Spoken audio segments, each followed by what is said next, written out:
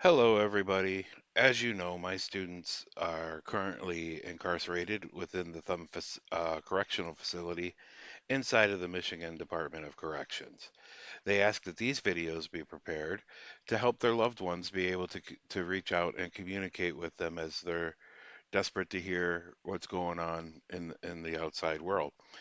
So, um, I started doing some research, realizing that each state actually uses different tools. I'll show you how I found out and how I did the research to find out what we have. But basically, inside of Michigan, they have different tools for different tasks. So they have a tool called JPay that they use for sending emails. They use GTL Visit Me for scheduling either in-person or web visits.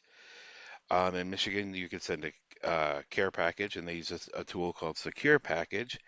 And they also, if someone wants to send them money to put in their trust fund account, they can use GTL Finances. So I'll show you how I found out this. So if you're in a different state, you can actually do research. To find out which tools you need to set up accounts on. I will actually do subsequent videos in this playlist for each of the tools listed here to show you how to register and how you can set it up. There's also another tool that Michigan uses to actually find the number for your family member that's on the inside, so they can easily associate where things belong and where they go to. Now, here's what I thought was really interesting as well. Is that, like I said, different states use different tools. Like JPay can do pretty much all these things, but some states are have migrated to GTL. So my first recommendation is when you know the facility that they're at, call the front desk, ask them what what tools they use to send emails and those types of things. Research that facility online, research that prison system online to find out what tools they have. So with that, again, we'll do a lot of other videos to expedite this, but I wanted to share this as well. So with that, I will go into Microsoft Edge, as you see down here on the bottom, and I'll show you how I found out what's going on. Again, my students are in the Michigan Department of Corrections, so literally what I said was, excuse me, sending an email to an inmate of the Michigan, whoops, I can spell, MICHIG, Michigan Department of Corrections. I hit send, and then in most search engines, they bring this stuff up to really make things kind of interesting.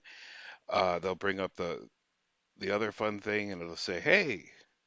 In this case, it actually tells you about JPay.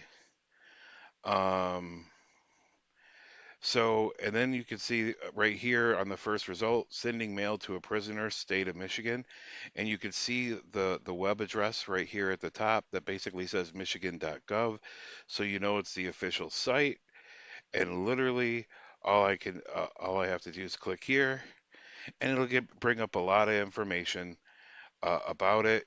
Um, it tells you not only can that stuff, so this is actually sending regular mail, which isn't a bad thing either. It tells you how they're going to process it and what you can expect. Furthermore, if electronic messages sending to prisoners, same website, michigan.gov. And here it'll start talking about JPay. It tells you again what you can expect. So this is the actual Michigan Department of Corrections website. Um, and I will put links to these in the description video when I go over JPay. But this is literally how I did the activity. So instead of sending an email to an inmate, I'll say sending money. Whoops, different keyboards.